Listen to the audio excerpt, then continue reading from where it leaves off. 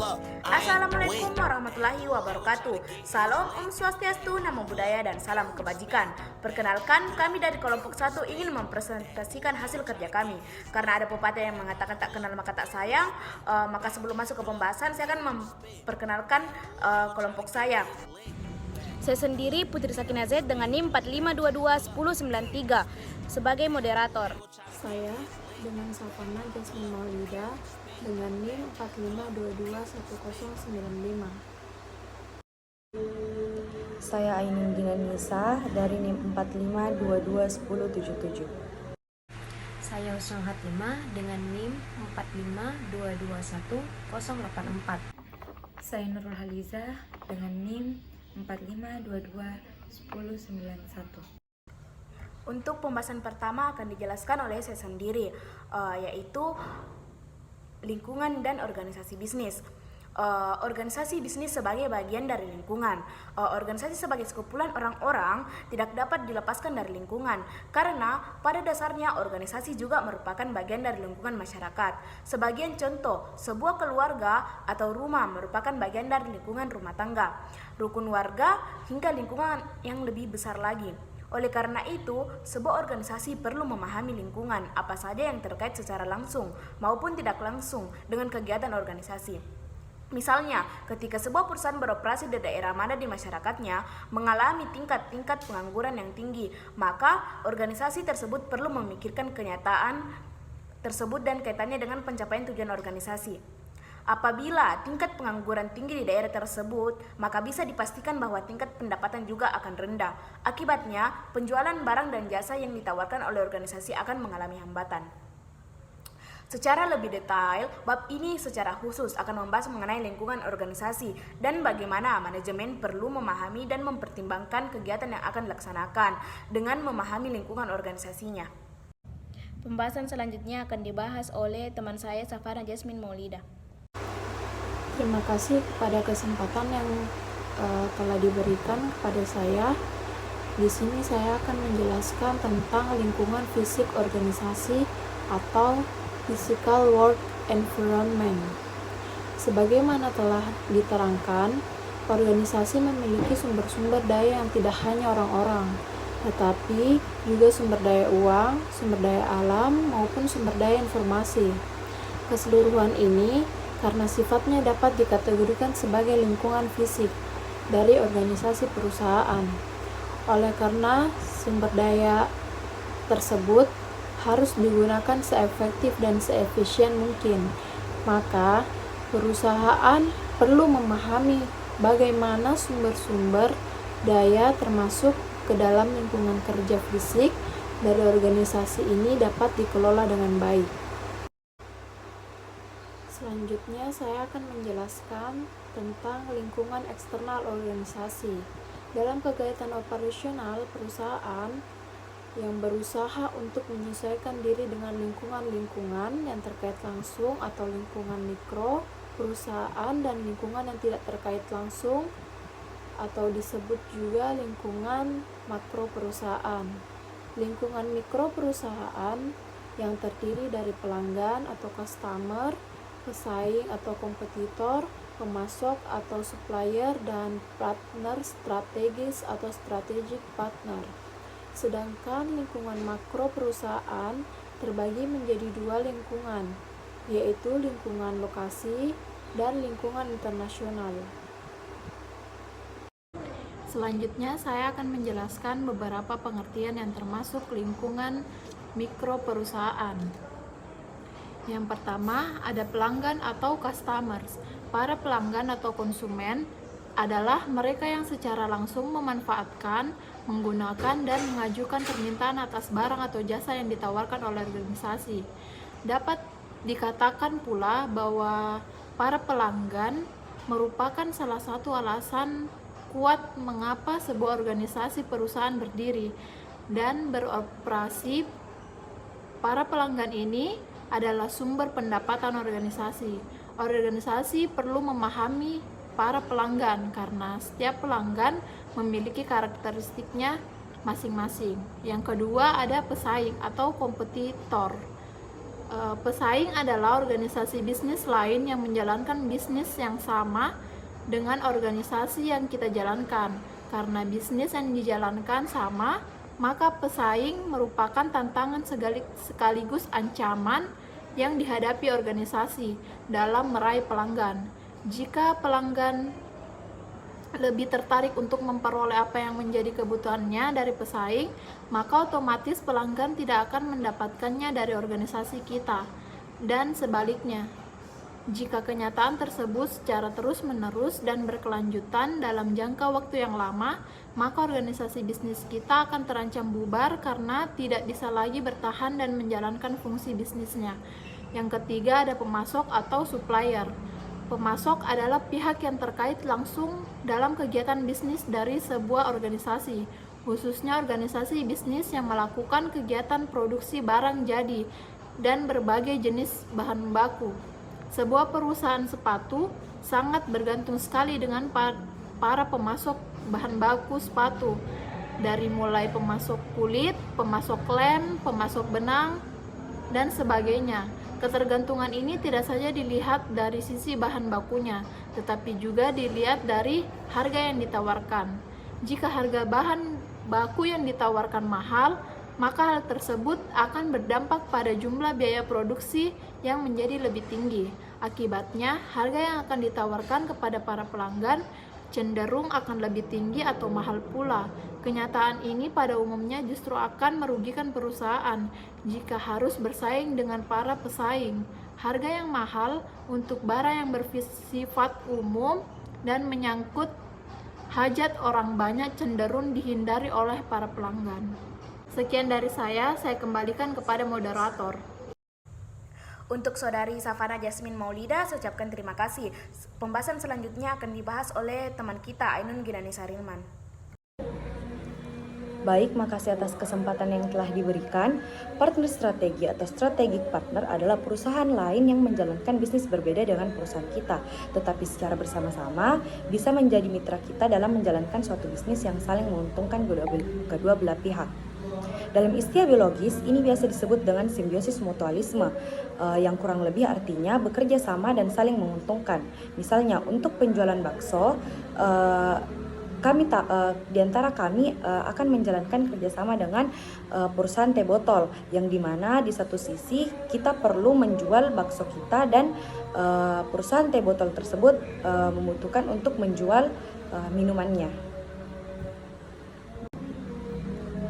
Nah, regulator di sini adalah pihak yang berkepentingan dalam menciptakan keadaan dan kegiatan bisnis yang fair dan aman untuk menjalankan suatu bisnis. Agar keadaan tersebut dapat terwujud, maka perlu dibuat aturan-aturan main yang dapat disepakati oleh semua pihak di masyarakat dan secara konsisten dijalankan oleh semua pihak masyarakat tersebut.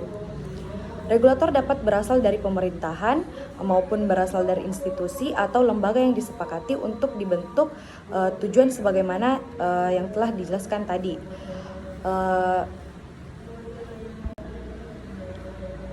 Regulator dapat dipahami oleh setiap organisasi bisnis karena secara langsung maupun tidak langsung aturan yang ditetapkan oleh regulator akan mempengaruhi kegiatan bisnis yang akan dijalankan.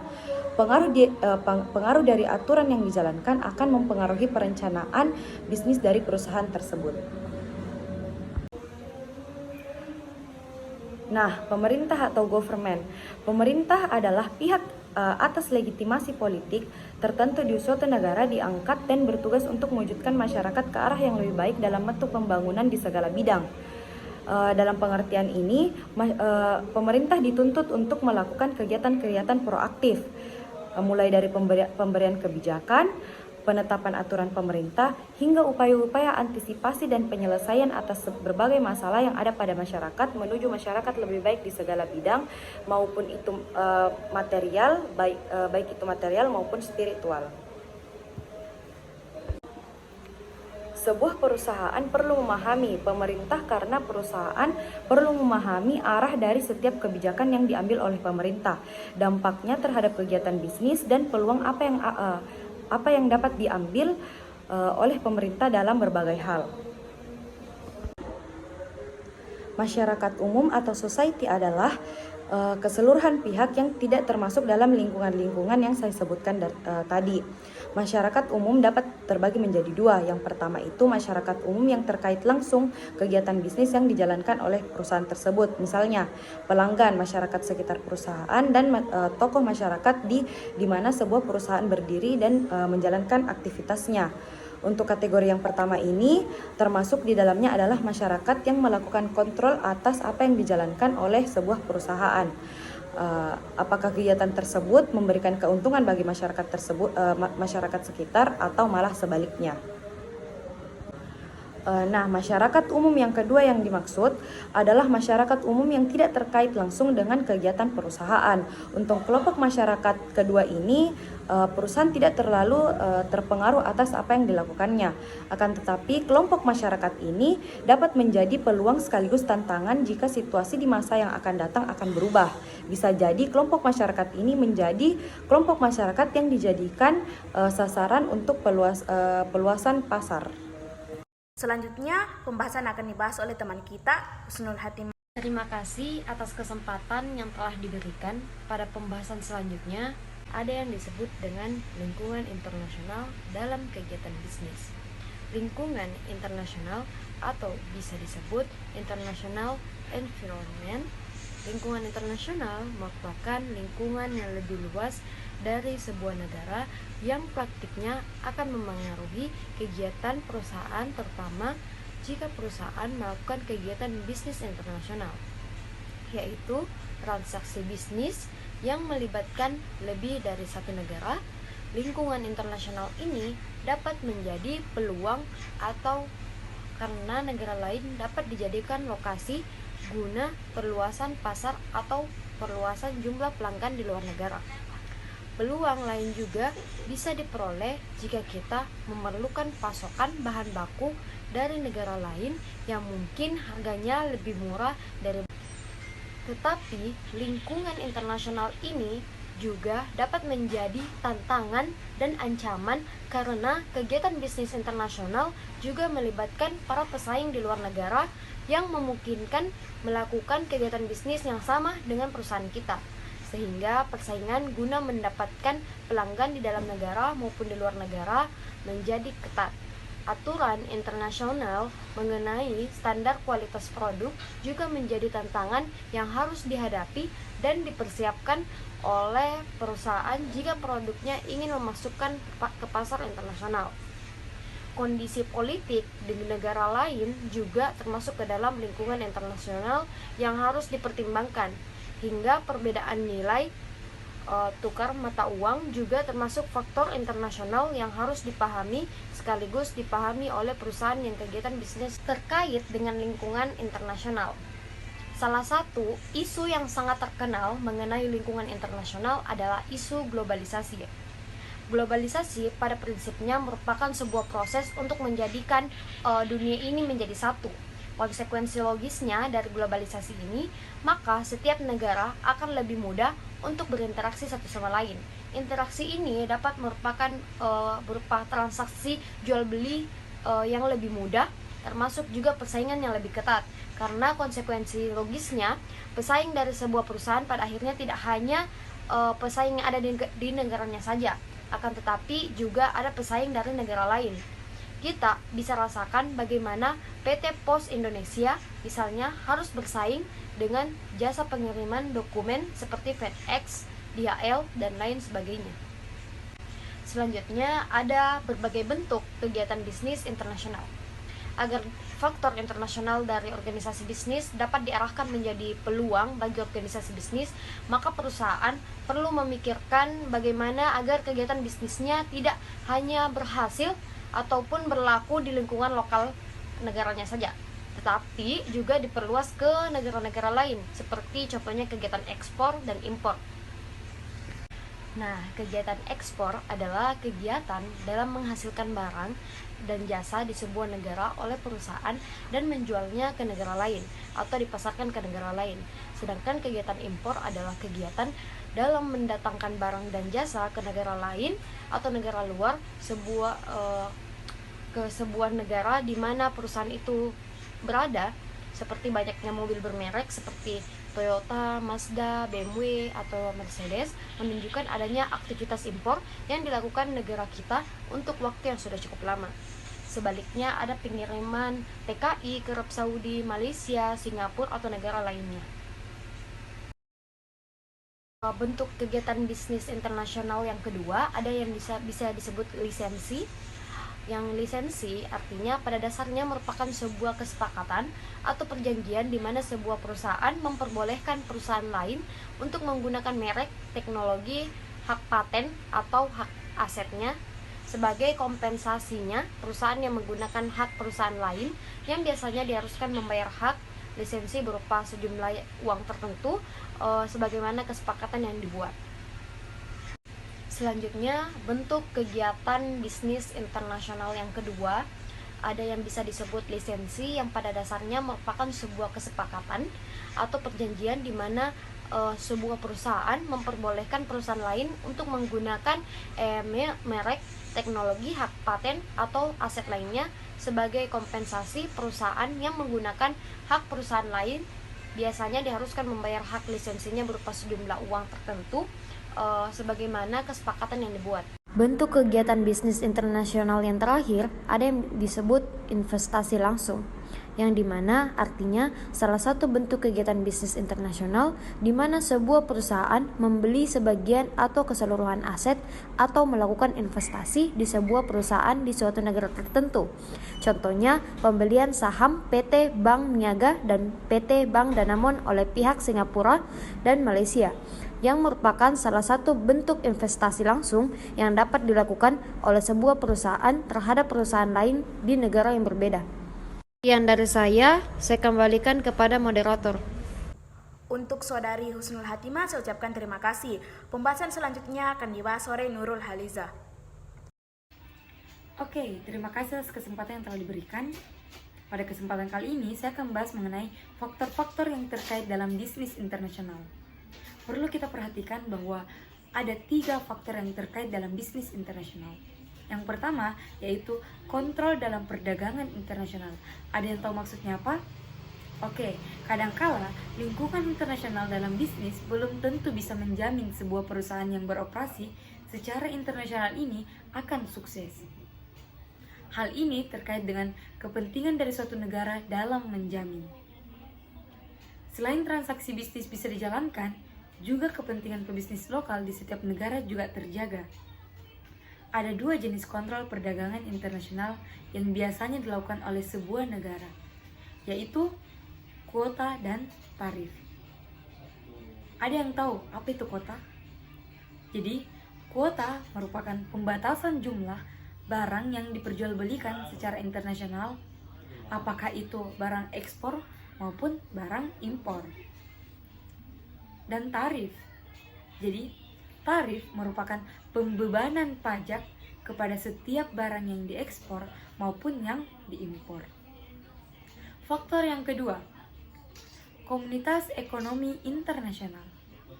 Jadi, komunitas ekonomi adalah kelompok yang dimana terdiri dari berbagai negara yang bersepakat untuk mengurangi kendala-kendala dalam perdagangan internasional. Adanya komunitas ekonomi ini akan memberikan kekuatan ekonomi yang sangat signifikan bagi negara-negara anggota dari setiap komunitas tersebut, yaitu dengan adanya kemudahan yang lebih baik daripada sebelumnya. Dan komunitas ini juga dapat menjadi kekuatan dalam menghadapi kekuatan ekonomi lain di luar kelompok tersebut. Faktor yang ketiga, perbedaan budaya antar negara. Apa sih? Kenapa sih perbedaan budaya antar negara ini juga termasuk faktor? Ya, karena budaya dalam organisasi pada dasarnya merupakan nilai-nilai dan norma yang dianut oleh organisasi dan membantu para anggotanya untuk memahami bagaimana sebenarnya sebuah organisasi ini bisa berjalan. Dan apa sebenarnya yang penting dan tidak penting bagi organisasi bisnis yang dilakukan dengan lingkungan di sekitarnya. Perusahaan perlu memahami juga adanya perbedaan budaya di setiap lingkungan yang berbeda, terutama lingkungan internasional. agar dapat lebih jauh memahami apa yang sebenarnya dianut oleh masyarakat setempat, di mana perusahaan tersebut berinteraksi dan bagaimana cara beradaptasi dengannya. Oke, sekian. Saya kembalikan kepada moderator. Oke, selanjutnya kesimpulan. Di kesimpulan ini akan menjelaskannya adalah saya sendiri. Kesimpulan yang pertama yaitu setiap organisasi, tidak terkecuali organisasi bisnis, akan berhadapan dengan lingkungan di mana setiap kegiatan dijalankan. Kedua, lingkungan organisasi dapat berupa lingkungan internal maupun lingkungan eksternal mikro dan eksternal makro. Yang ketiga, lingkungan internal terdiri daripada pekerja, tim manajemen, lingkungan kerja fisik, dan termasuk para pemilik perusahaan. Yang keempat, lingkungan eksternal mikro terdiri dari para pelanggan, para pesaing, para pemasok, dan para strategis. Yang kelima, lingkungan eksternal makro terdiri dari regulator, pemerintah, masyarakat umum, hingga lingkungan internasional yang dihadapi oleh perusahaan. Yang keenam, perusahaan yang berhadapan dengan lingkungan internasional perlu memahami beberapa isu seputar lingkungan internasional, mulai dari pilihan untuk berbisnis secara internasional sehingga berbagai faktor yang mempengaruhi kegiatan bisnis internasional seperti kontrol dalam perdagangan internasional, komunikasi ekonomi internasional, hingga perbedaan budaya antar negara. Dan yang terakhir, budaya organisasi pada dasarnya merupakan nilai dan norma yang diyakini oleh sebuah organisasi dalam mencapai tujuannya. Karena budaya organisasi dapat menentukan pencapaian tujuan organisasi, maka manajemen perlu memahami dengan benar budaya organisasi yang dianut oleh para anggotanya dan diarahkan guna pencapaian tujuan organisasi secara efektif dan efisien. Terima kasih. Sekian presentasi dari kelompok kami, kurang dan lebihnya mohon dimaafkan. Wassalamualaikum warahmatullahi wabarakatuh. Marah-marah mulu, maunya apaan sih?